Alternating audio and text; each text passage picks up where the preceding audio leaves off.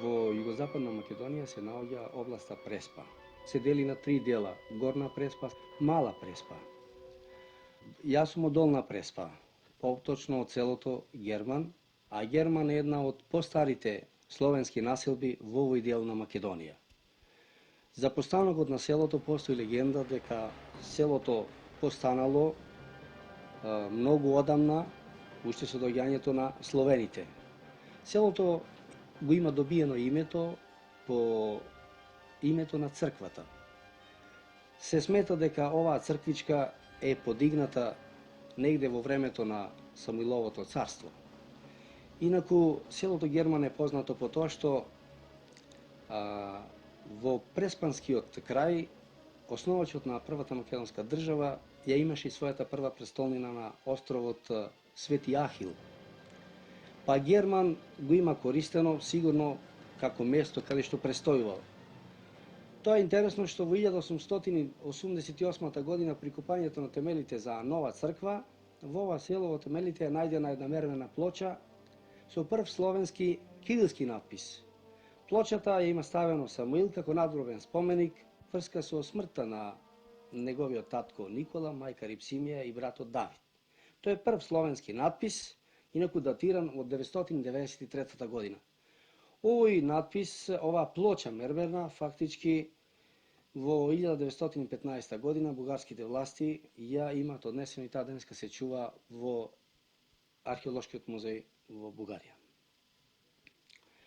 Инаку, за време на Самуиловото царство, овој дел на Македонија играл значајна улога, затоа што тука, еве, престолнината му била на островот Свети Ахил, тука имал дворци, се спомнуваат како што е денеска топонимите селото Царев двор, Царина, во Горна Преспа. Меѓутоа, Самуиловата држава, како што знаеме, не постоеше многу, таа негде во 11 век е уништена од Византија, после поразот на Самуил на Беласица, кога беа 14.000 ослепени македонци. Грчкото влијание преку византиската држава во Македонија се шири многу брзо, главно преку црквата, и тоа влијание нормално беше насочено кон асимилација и освежување на византиската држава. Народот едноставно верска основа и културно-просветна го разделија и го доведоа во една навистина тешка ситуација. Опасноста од поделба на Македонија беше надвисната. Тоа го предскаже и Мисирков 903 година во својата книга за македонските работи. Меѓутоа, македонската интелигенција некако не го свати сериозно и не дојде до обединување на сите сили за борба против пропагандите. И круна на таа пропаганда, прво на културно-просветно поле, а потоа и оружана, беа Балканските војни 912-913 година. Балканските држави во име на своите завојувачки интереси тргнаа да истераат Турција и да го ликвидираат турскиот османлиски систем на Балканот. Тие ветуваа на македонското население дека ќе му донесат слобода и земјата дека ќе биде негова. Меѓутоа, македонскиот народ уште еднаш во својата историја беше излажан, даде свој придонес во овие војни, даде огромни жртви, меѓутоа на крајот беше измамен. Остана со празни раце. Имено оние што ја зазедоа Македонија, ги фатија позициите и набрзо го спрема нејзиното распарчување. Дека навистина тие не донесуваа слобода, туку распарчување, покажува Втората Балканска војна, кога околу поделбата на пленот тие меѓу себе се судрија и конечно со интервенција на големите сили Втората Балканска војна беше завршена со Букурешкиот мир 913 година 10 август, кога Македонија беше дефинитивно поделена на 3 дела, односно би се рекло на 4, затоа што еден мал дел влезе во состав на новопроектираната албанска држава, а најголемиот дел во состав на Грција, вториот дел по големина во состав на Кралството Србија и најмалиот дел во составот на Бугарското царство. По Балканските војни, соседите во чии рамки влезе Македонија, која се претвори во ќошови на 3 држави, спремаа планови за нејзино брзо асимилирање, претопување, меѓутоа во тоа ги спречи Првата светска војна, во која Македонија пак стана поприште каде што се содруваа интересите на големите сили, но и балканските држави беа вклучени во таа игра. Македонскиот човек повторно зема активно учество во Првата светска војна, дава голем придонес, а Македонија е една од земјите што претрпе огромни материјални штети и огромни човечки загуби, не само што луѓе загинаа, туку тие голем дел ја напуштија Македонија, зашто преку незината територија се протегаше од 16 до 18 година еден од фронтовите, а тоа е Солунскиот или Македонскиот фронт. Трагедијата да биде уште поголема за македонскиот човек, на овој Солунски фронт македонците се бореа како српски, како грчки или бугарски војници. Не беа ретки случаевите кога брат против брат се бореа на овој простор. Така, може да се каже дека војната беше завршена, но со подпишувањето на Версајскиот мировен договор, судбината на Македонија беше запечатена. Иако апели дојдоа од сите страни, на Македонија се дај статус на посебна држава, тоа не беше сторено. Македонија беше оставена во рамките на трите балкански држави. Таа поделба трае до денешниот ден. Роден сум во село Герман 1900 година. До својата 13 годишнина сум живеел во родното село. 1913 година комисија, една воена комисија составена од грчки и српски офицери ја утврдуваше границата. Селото до тогај, од 12 до 13 година, беше под србите. Од 13 година, од почетокот на октомври 13 година, помина под грците. И нашето семејство требаше да се сели, зашто татко ми беше активен член во Воморовската организација и не можеше да остани во Грција.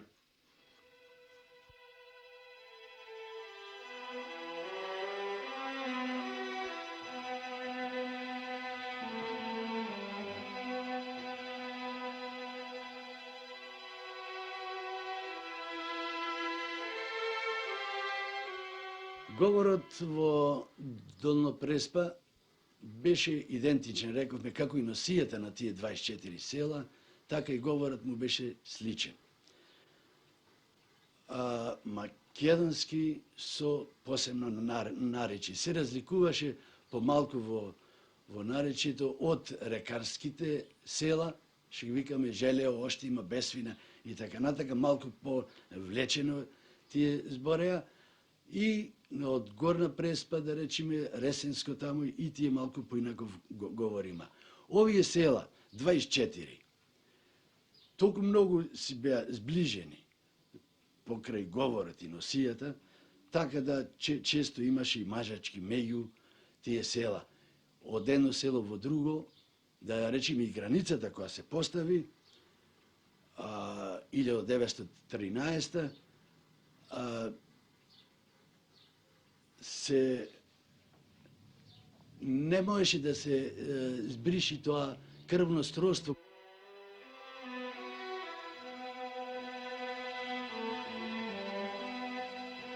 Грците, од кога дојдоа, настојава да не погрчат. Јас се сеќам уште во школа, кога одевме тамо, не смеевме меѓу себе да збориме ние децата македонски. Ако бевме чуени од даскало, сигурно ќе бевме казнати. Клечевме на зрна ченка или на песок или на една нога ќе не ставеа да седиме зад врата и така натака. Дури дома не смееше да се зборува за старците, бабите, дедовците, дори не смеа, ако тие бидејќи не знае, дори со шептење се разбира, плашејќи се да не ги чуе некој корофилак надвор по улица, да зборат на македонски. Меѓутоа, и покрај сето тоа, македонскиот јазик, обичаите и сето тоа што е македонско, остана во тој дел што беше под Грција. Остана и се гаe и ќе се гаe и понатак, и покрај сите тортури, и покрај сите тие измачувања.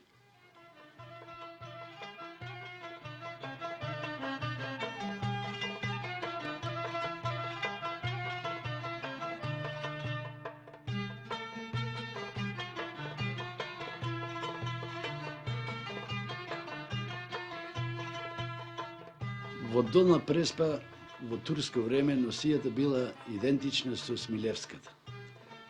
Со бели шајаци, со многу накити, црвени, гајтани, ширити и така натака. Неки многу убави чупи имавме во Преспа. Турците често ги грабеа и ги потрчуваа. И заради тоа почна веќе да се завиткуваат, да се зацрнуваат младите жени и девојки, за да си го сокријат своето убаво лице.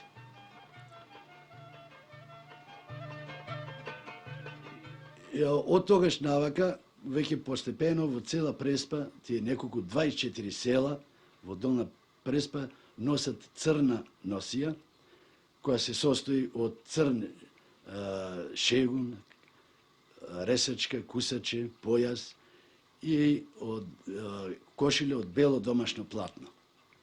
Тие носии се подготвуваа многу долго, уште од мали чупина кои ќе се родеа, веќе мајките, бабите му спремаа со години до мажачката таа носија. Голем напор беше и голем труд и давачки се даваа за тоа.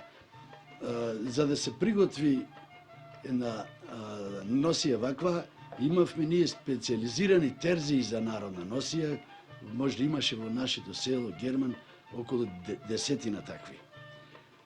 Пред мажачката, да речеме посвршувачката на девојката, се викаше специјално дома терзијата и тој шиеше со месеци, рубата ја приготвуваше за идната невеста.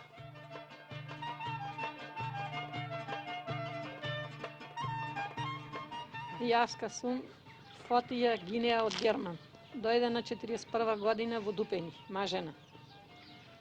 Носијата ни е оваа наша, како што беше во Герман, исто си ја имаме и во село Долно Дупени. Преспата ни е Егејска преспа Македонија и оваа ни е југословенска наша Вардарска Македонија.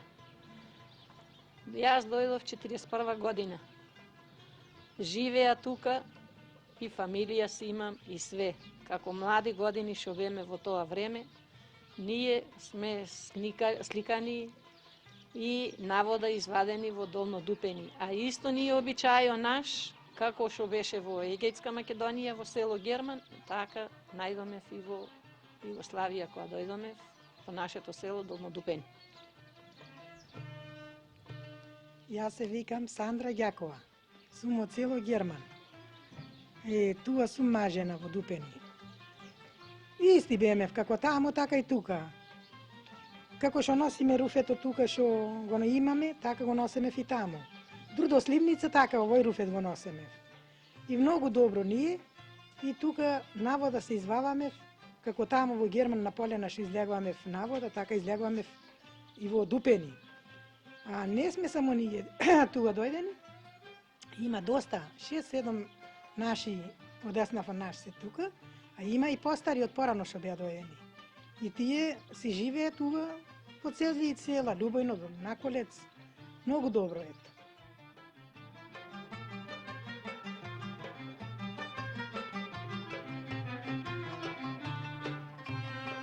Во нашето село Герман се славеше Германден. Тоа беше по старо 25 мај, а покасно од кога се мена календарот го славевме на 12 мај.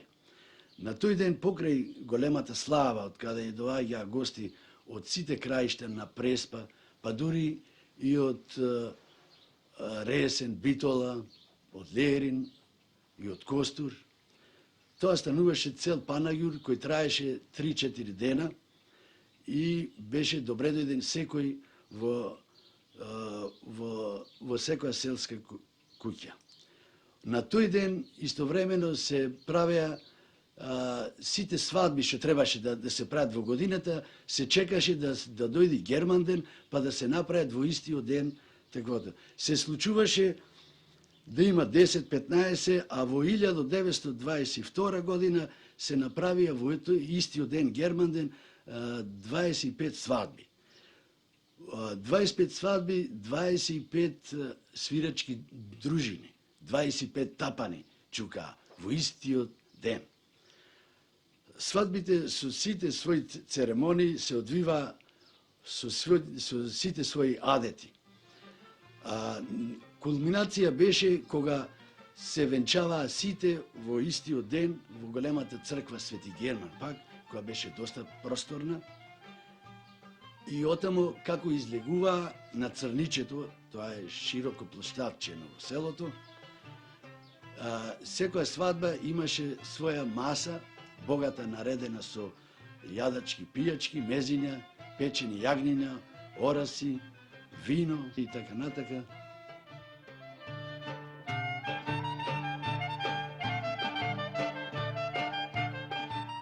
Јас се викам Мара Димовска. Сум родена во село Дупени. Живеев таму до 20 години. Се мажив за во Герман. Возедов сопругов Тодор тука. Можот ми е туа до мене седнат. Се вика Тодоре. Свадба правиме на ден Митровден. Имаше свадби големи таму, имаме 17 свадби. Имаше народ голем, веселба беше многу убава беше таму. Имаше и од Дупени луѓе, нашето село и од другите села имаше таму. Од 1936 година се обзаведе диктатурата, поготово на Метаксас. Толку строго беше за јазикот, што не смееше никој да зборува.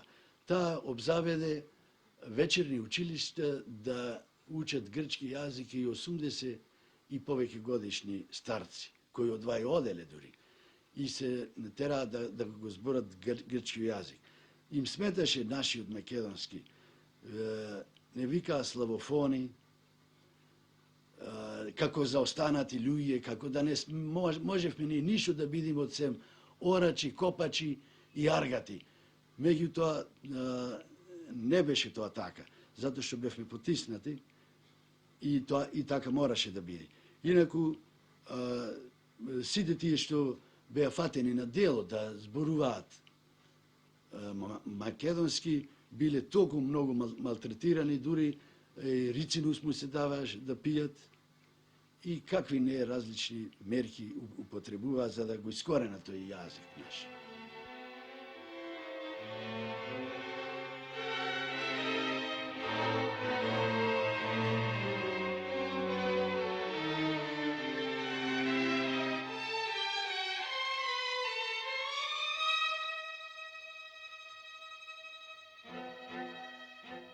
Во грчко-италијанската војна, селото наше Герман даде околу 200 борци, од кои 9 души загинаа на фронто и 5-6 души останаа тешко инвалиди. Среди тие инвалиди имаме една слика од другар Германа Карловски кој се лечеше во болницата. Загинатите борци се Асајнчаров Никола, Геровски Илија, Шапков Наум, Филип Дојчиновски, Ставре Нушев, Васил Кајчевски.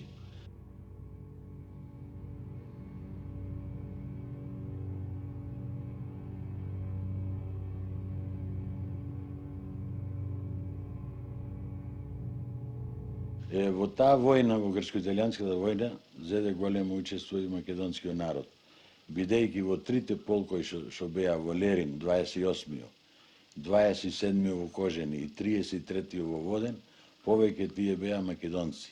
И тие се најдоа на првата линија уште првните денови кога нападнаа италијанците. Благодарение на храброста и на смелоста на тие народ наш, заедно со грчкиот народ, успеа на место италијаните да навлезат во грчка територија, во 2-3 дена падна планината Иван. После 4-5 дена зедоа и Корча, италијаните наши. И тоа беше првиот пораз на мусолинската војска.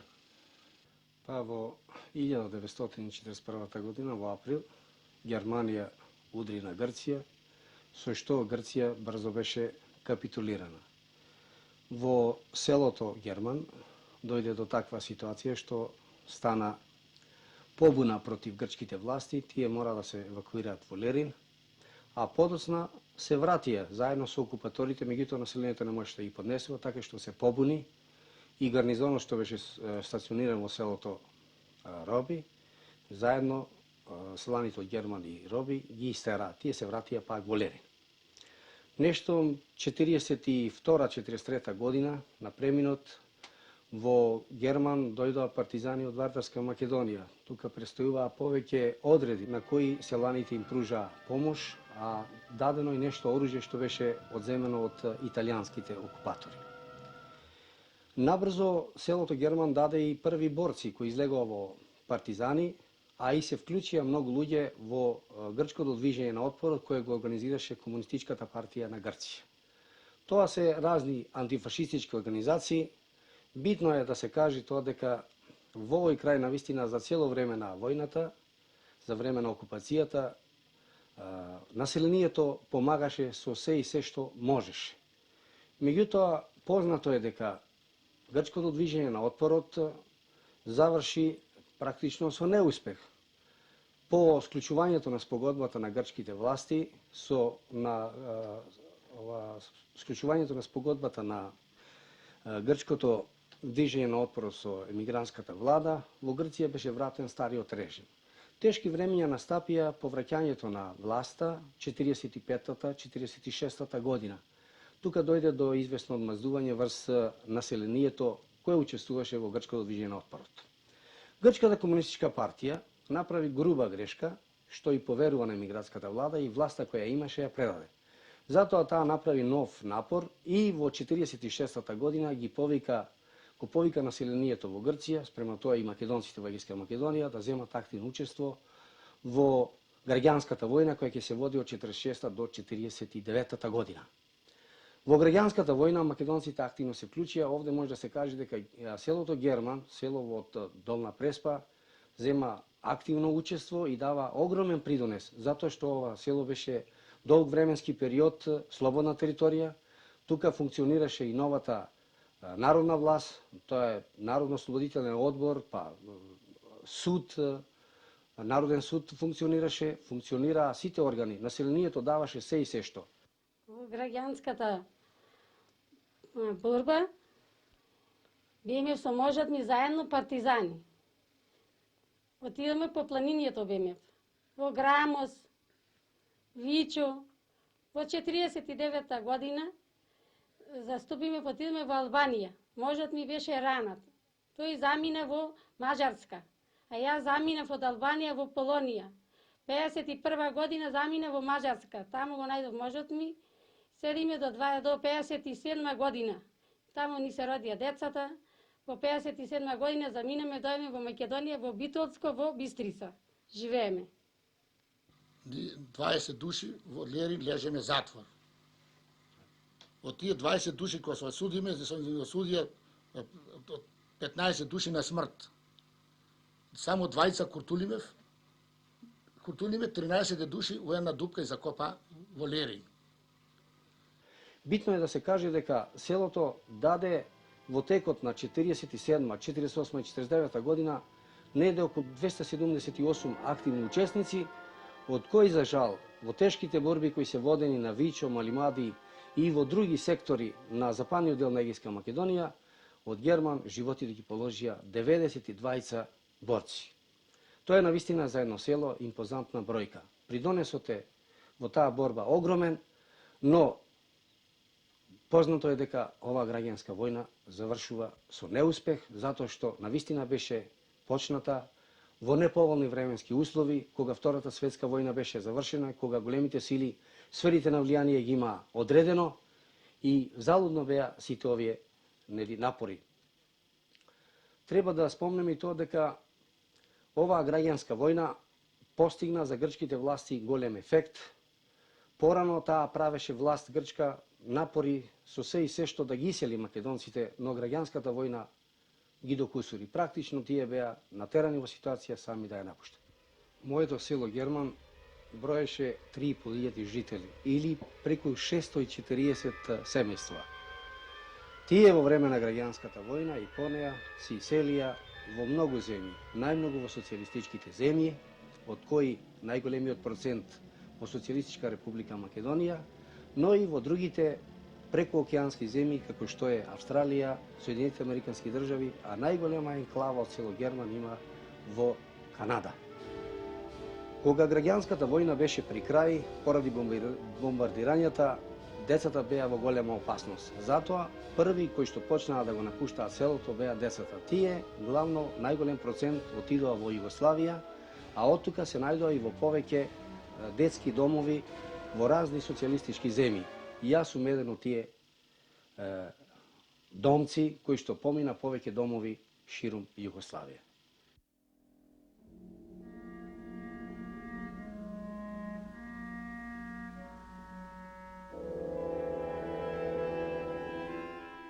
Јас сум роден во село Герман и пребегнав 1948 година, како и многу деца од Егејска Македонија, кои пребегнаа во тешките денови на граѓанската војна во Грција.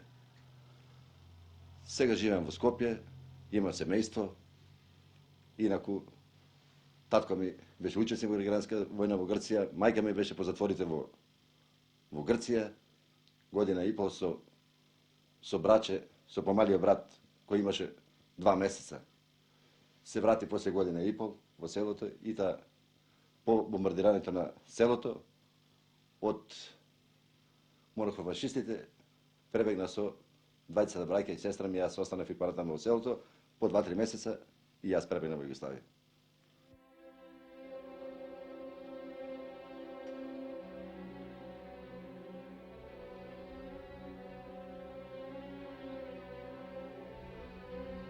Имам желба да идам во родното место, да го посетам, но поради познати причини немам можност да идам. Дојдов до ова видеокасета, ја пуштам, го гледам родното место, доаѓаат луѓето од Герман, почесто ја гледаме заедно и така се подсетуваме на своите домови, на своите ниви, бавчи и така.